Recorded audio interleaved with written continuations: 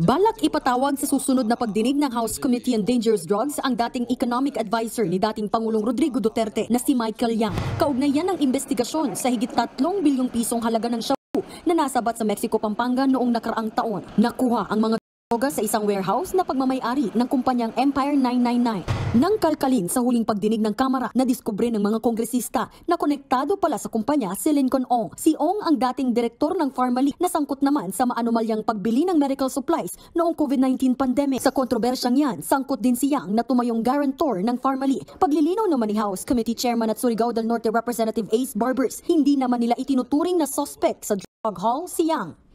The reason why he was asked to be invited is dahil meron pong PowerPoint presentation si Congressman Paduano na kung saan karamihan ng ipinakita niya dun sa kanya PowerPoint presentation, mga Chinese who are incorporators of corporations na kung saan ay may involvement itong Lincoln Ong, Michael Yang, Henry Yang, AD Yang, Jack Yang, Helen Chua, all Chinese, no? Para naman kay House Assistant Majority Leader Jel Bongalon, dapat tignang mabuti si Yang lalo't ilang beses na siyang nadawi sa mga kontrobersya.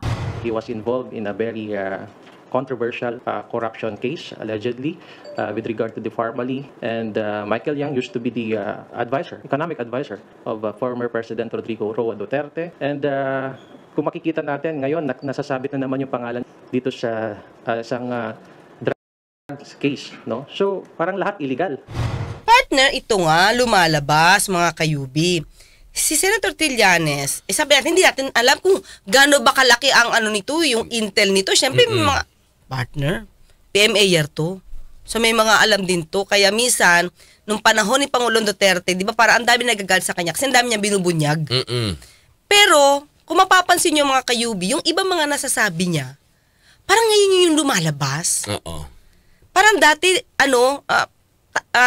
natatakpan o natatago o concealed. Diba? Dati niya nang pinagbintangan, partner, si dating Pangulong Duterte, na hindi talaga maiibsan or ma-stop yung problema sa droga. Ang ini-stop niya lang, yung maliit.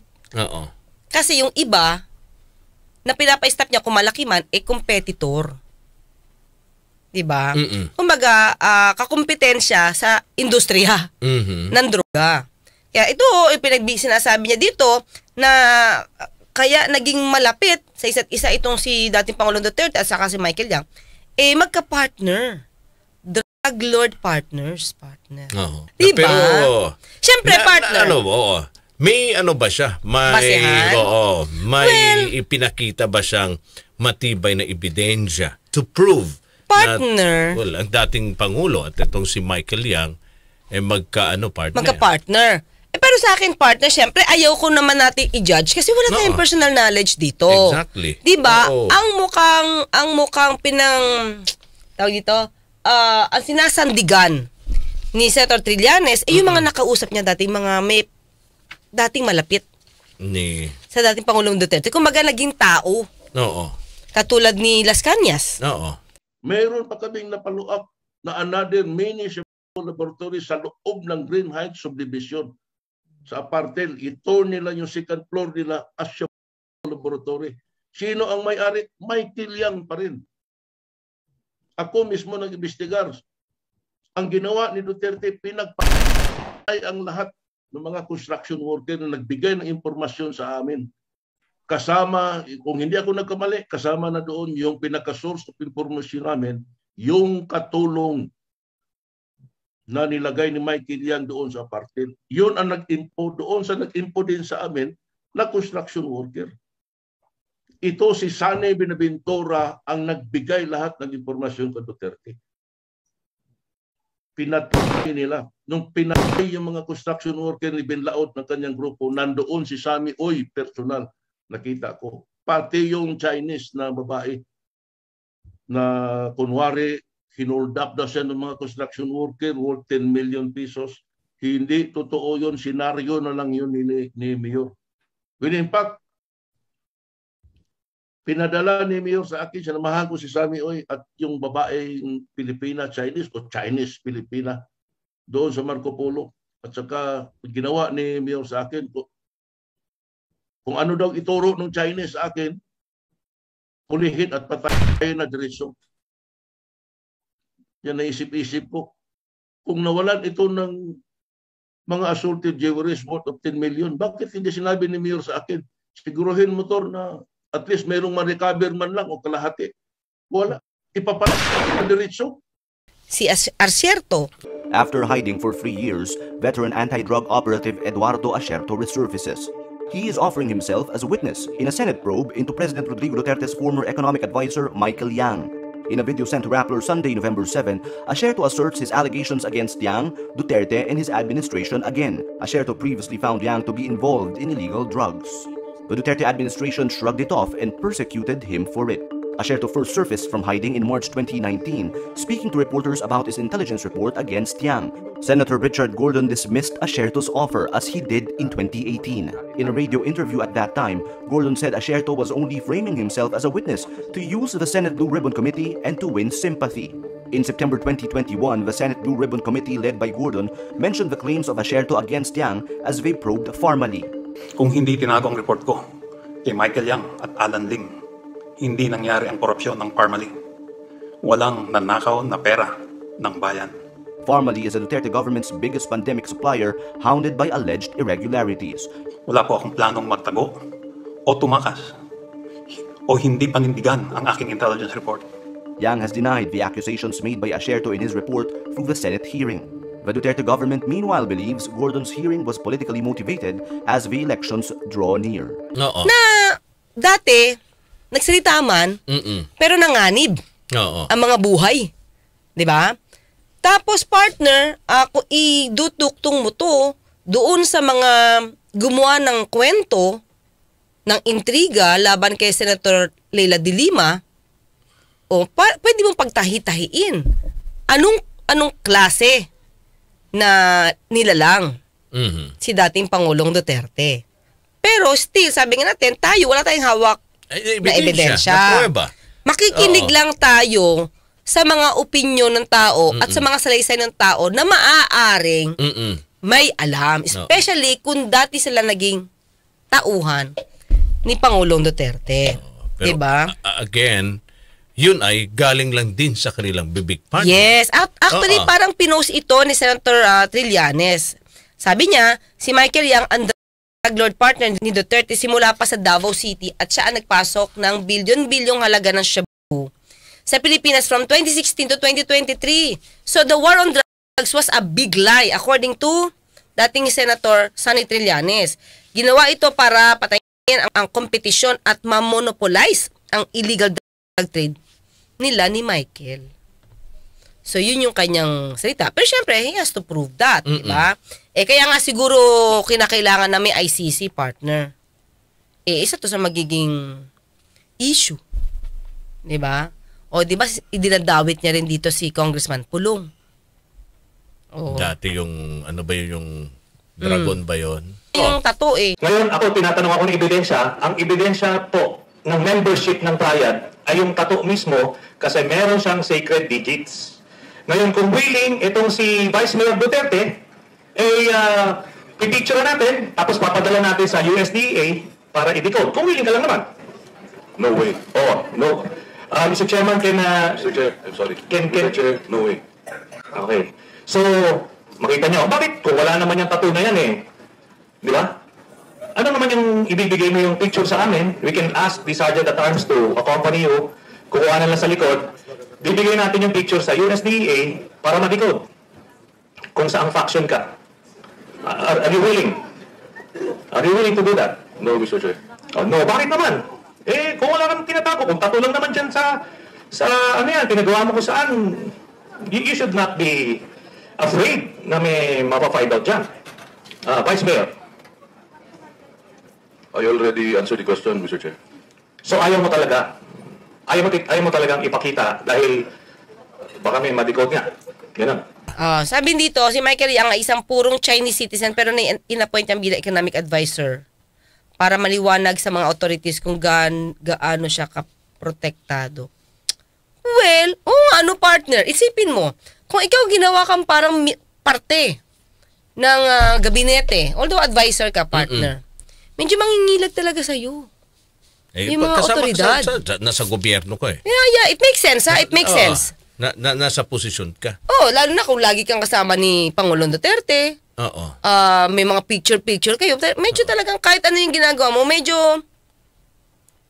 matatakpan. Or hindi naman siyempre ang tawag ito, revealing. Hindi bunyag naman yung ginagawa mo. Pero hindi ka na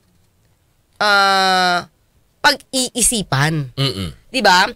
Hindi ka na parang aamoy-amoyin kung may ginagawa ka mali kasi hindi ka Filipino. Purong Chinese ka doing business in the Philippines. A Rappler investigation shows former presidential economic advisor Michael Yang and his associates' business expanded rapidly during the Duterte administration. Yang and his associates started several new companies, including a Philippine offshore gaming operations or POGO firm, and others that are into real estate, construction, and medical supplies. Yang's newest firm, Piley Holdings Corporation, is constructing a massive mixed-use real estate development called Clark Majestic World in the Clark Freeport Zone. Piley Holdings was registered with the Securities and Exchange Commission only in December 2020. Piley Holdings has clear links to Yang's older company, Philippine Fullwind Group of Companies Incorporated, which got its SEC registration in 2017. Yang's other businesses, DCLA Plaza Company Incorporated, Yangche Group Trade Company Limited, and XRL Holdings Corporation, are listed as subscribers to Piley's capital stock. On August 22, 2018, another company called Piley Holdings, with a space between Pi and Li, signed a memorandum of agreement with Basis Conversion and Development Authority and China Heavy Machinery Corporation, a Chinese state-run engineering services firm. Piley Holdings is an older firm registered in 2012 but renamed during the Duterte presidency. Yang, through his lawyer Raymond Fortun, says he never used his connections with Duterte to win government contracts. Meantime, Yang's business associates Lin Wei Xiong and Rose Nona Lin started a POGO company called Seanway Technology Company during the Duterte administration. In late August, a Rappler investigation showed Yang's connection to Pharmaly Pharmaceutical Corporation. Pharmaly is a local firm that bagged the biggest pandemic supply contracts from the Philippine government, worth a total of 8.68 billion pesos. Aba, napakagaling naman talaga pala economic advisor nitong si Michael Yang. Akalain mo, sarili niyang negosyo at negosyo marahil ng kanyang mga kasangga, lumago sa panahon ni Pangulong Duterte. Magaling talaga magnegosyo. Pansarili nga lamang, hindi pang Pilipinas. Tapos, di ba, at that time, partner, nirereklamo ito ng mga senador dahil mukhang lumalabas, kung sabi nga ni Pangulong Duterte, negosyante, gusto kumita, pero parang walang record sa BIR. O, di ba, isn't that unfair din sa Pilipinas, partner? Hinayaan ni dating Pangulong Duterte ito na mag-business dito sa Pilipinas. So, tapos wala naman makikitang records ng BIR. Gordon grilled Yang today by investigating his activities when he first arrived in the Philippines around 1999. Yang said he only had a tourist visa back then and went back and forth to China while solely depending on donations or allowances from family. However, he admitted in the previous hearing that he began earning as an agent in 2005 doing trade through connections with friends. Was only around 2008 when he got his permanent visa. Gordon explained engaging in trade or business was prohibited as a tourist. They are now planning to investigate how Yang was granted a permanent visa. Meanwhile, Senate Minority Franklin Drilon asked BIR to produce the income tax returns of 45 suppliers contracted by the Budget Department's procurement service. Based on Drilon's data, the PSDBM has made a 39 billion peso purchase of medical supplies but withheld only 98 million pesos in taxes for 2019 and 75 million pesos in 2020. BIR consultant Mon Abrea also revealed that Pharmaly only paid over 21 million pesos in taxes based on their 2020 income tax returns. However, the company claims that they paid 95 million pesos in taxes. There is also an unsupported 3.4 billion peso purchase cost in their declared 7.2 billion purchases in 2020. So ngayon, ito na naman tayo dun sa tanong. Anong mangyayari ngayon rito? Ini-invite siya partner. Kaso nga lang, hindi nga nila alam. Wala na siguro yan dito. Oo. Diba? Marami na siyang kinita sa Pilipinas Iba naman bansa siguro pupuntahan yan, partner. Kung hindi siya makikita, di syempre maglalabas ng so, will they continue, partner? To, di ba? Wanted siya. Oo. Itutuloy ba nila yung investigasyon? At ano ang magiging rito kahinatnan? Kung may ganun silang partner sospecha. Di ba? Oo. Kung may ganitong klaseng alegasyon sila, di talagang at seryoso sila, partner, di ba? Para halungkatin at malaman ang katotohanan. Di ba? Dapat talagang nila, i-dig deep yung investigation. Sa akin, kahit hindi umapirito si Michael Yang, sa akin kasi kung talaga naman nagtatago, mahirap namang hanapin. Kung si Kibuloy, si Pastor nga, nandito na, hindi nga nila makita-kita, partner. Eto pa, hindi nila alam kung nandito pa. Saka hindi taga dito. Tama, hindi taga dito. Di ba? So, tingin ko, pwede naman sila mag-start ng hearing, partner. Kahit wala si Michael Yang, tingin ko kung may iba sila mga witness, or may mga dokumento naman talaga sila, kahit wala siguro resource person, wag din sila mag-investigate.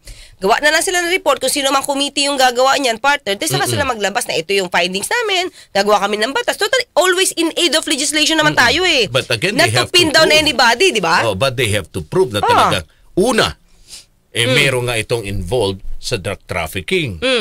At pangalawa, di ba?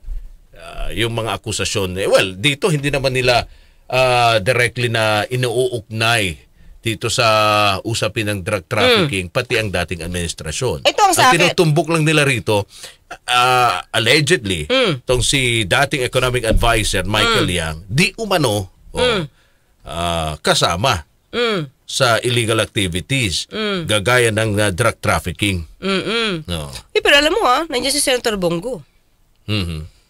Dapat wala ba siya alam?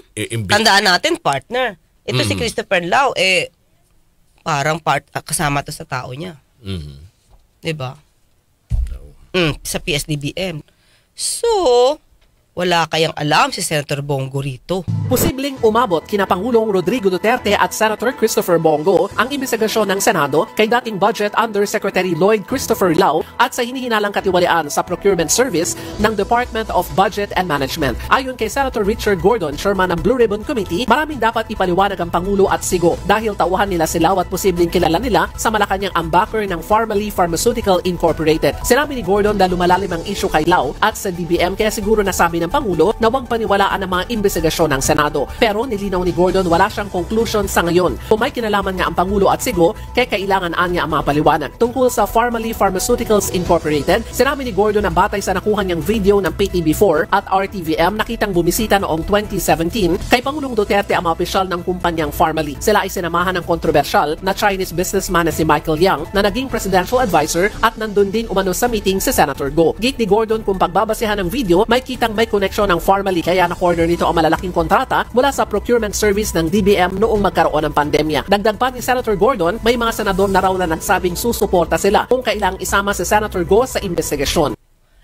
Gaano ba siya kalapit kay Pangulong Duterte? Mga picture nga sila, magkakasama sila ni Michael Yang. So don't tell me, bulag-bulag lang siya sa katotohanan kung sino ba si Michael Yang. No. Ito sa akin, partner, mga kayubi, daan-daang hektare daw ang nabenta. Tingin ko dapat pumasok na dito ang OSG. Okay. Ang Office of the Solicitor General. Checken nila kung fake talaga ito. Kung paano pa-cancel nila yung title. Pwede yun. Pa-cancel yun. It will revert back to the ownership ng Pilipinas. Government na. Kasi, di ba, hindi naman pa allowed bumili ang foreigner ng lupa sa bansa. Especially kaya kalalaki. Pwede lang kondo, pero lupa hindi. Paano kung nagpa-late registration? Ay, kaya nga dapat. Kung late registration yun, partner, OSG, pa-cancel yun. Lahat. Oo. Ang sakit, ito nga, di ba mga kayubi, pansinin nyo wala pa tayong provision about this ownership ng foreigner. Ito pa lang, masakit na sa ulo. What more? Kung papayagan na bumili ang foreign nationals, tapos ang mga Chinese ang bibili ng mga lupa sa gilid-gilid na malapit sa West Philippine Sea. Wala na. Di ba? Sabi nila, list lang daw. Hindi, di ba? Now, pwede mag-list talaga ang foreign investors, partner. Pero kung sila mismo ang bibili at diba? pag-aarian ng property, wala yan sa batas. Mahirap nang pasukin yan. You have to Di ba? Imaginein mo, foreign nationals, tapos nag-ari ng lupa. Tapos bago mo pasukin, syempre, you have to apply for the search warrant. Hindi mo siya basta mapapasok. Bakit nga nakatakas yung isang fugitive na allegedly partner ni Mayor? Kasi may tunnel doon sa villa na pwedeng lumusot kahit saan. Oh, kawawa naman ang Pilipinas, partner. Sad. Kaya nga, partner. Tapos tignan mo yung mga kababayan natin. Hindi lang, partner, yung Philippine Coast Guard. Partner. Mismo, yung mga civilian na, partner. Ang gumagawa ng hagbang at gustong ipakita ang tapang ng mga Pilipino. Sabi ni partner ni, pakibaba nga ng konti, si Gorin ba yun? Yung US ng PSDBM, partner nga daw ni Bongo. Saka mga kayubi, maliban dito sa ginawang ito. Hindi ba maraming na-appoint na volunteer partner sa Philippine Coast Guard? Na Chinese? No. O panahon yun ni Pangulong Duterte.